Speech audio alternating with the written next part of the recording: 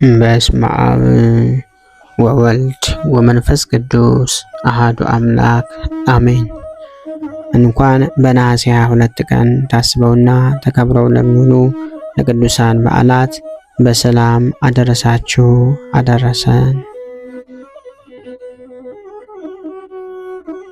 ቅዱስ ሚክያስ ነቢይ።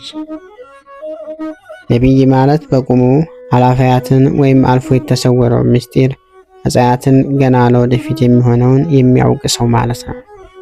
ሀብተ ትንቢት የእግዚአብሔር የባህሪ ገንዘቡ ሲሆን እርሱ ለወደደው ደግሞ በጸጋ ይሰጠዋል።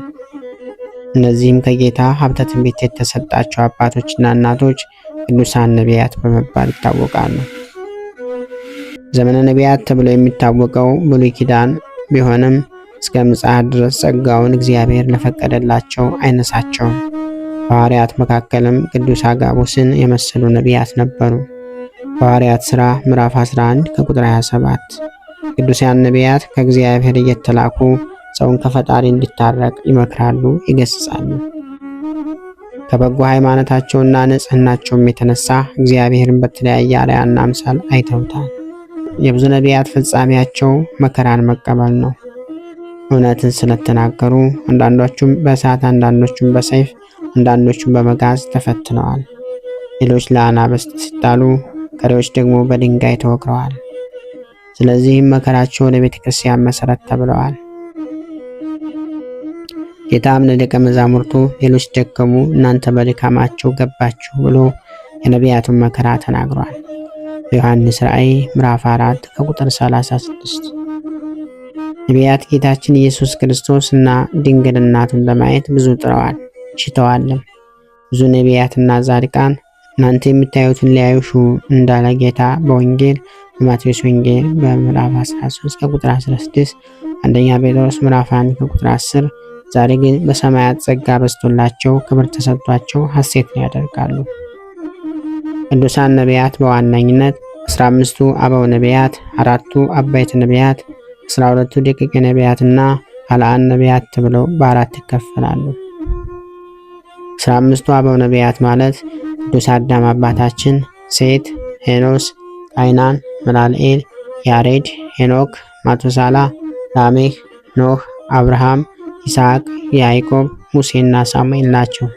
4ቱ አበይት ነቢያት ደግሞ ቅዱስ ኢሳይያስ ልዑለ ቃል፣ ቅዱስ ኤርምያስ፣ ቅዱስ ሕዝቅኤልና ቅዱስ ዳንኤል ናቸው። 12ቱ ደቂቀ ነቢያት ማለት ደግሞ ቅዱስ ሆሴዕ፣ አሞጽ፣ ሚክያስ፣ ዮናስ፣ ናሆም፣ አብዱ፣ ሶፎንያስ፣ ሐጌ፣ ኢዩኤል፣ ዕንባቆም፣ ዘካርያስና ሚልክያስ ናቸው። ኃልአን ነቢያት ማለት ደግሞ እነ ኢያሱ፣ ሶምሶን፣ ይፍታሒ፣ ጌዴዎን፣ ዳዊት፣ ሶሎሞን፣ ኤልያስና ኤልሳ ሌሎቹም ናቸው። ነቢያት በከተማም ይከፈላሉ። የይሁዳ ወይም የኢየሩሳሌም፣ የሰማርያ ወይም የእስራኤል እና የባቢሎን ወይም በምርኮ ጊዜ ተብለው ይጠራሉ።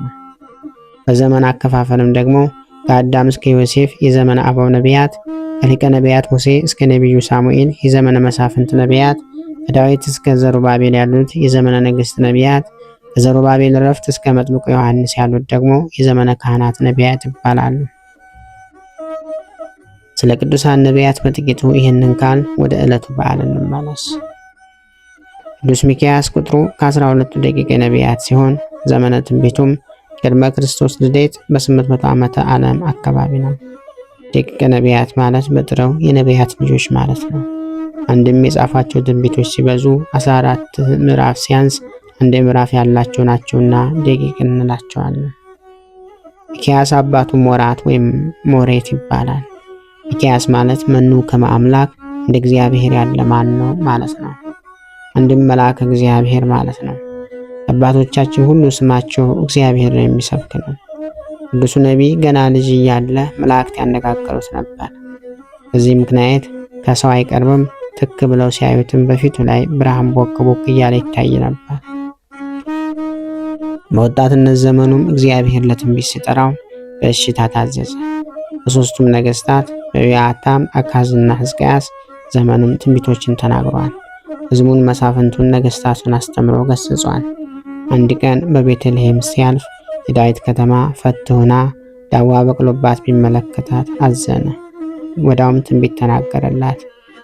አንቺ የኤፍራታ ምድር ቤተልሔም ሆይ የይሁዳ ነገሥታት ከነገሱባት ከተሞች ከቶ አታንሽም። ወገኖችን እስራኤልን የሚጠብቃቸውን ንጉሥ መስፍን ከአንቺ ዘንድ ይወጣልና አላት። ይኸውም አልቀረ ከጊዜ በኋላ ደጉ ዘሩባቤል ነግሶባታል። በፍጻሜው ግን የባህሪ ንጉሥ ንግሥተ ኢየሱስ ክርስቶስ ከንጽሕት ድንግል ማርያም ተወልዶባታል።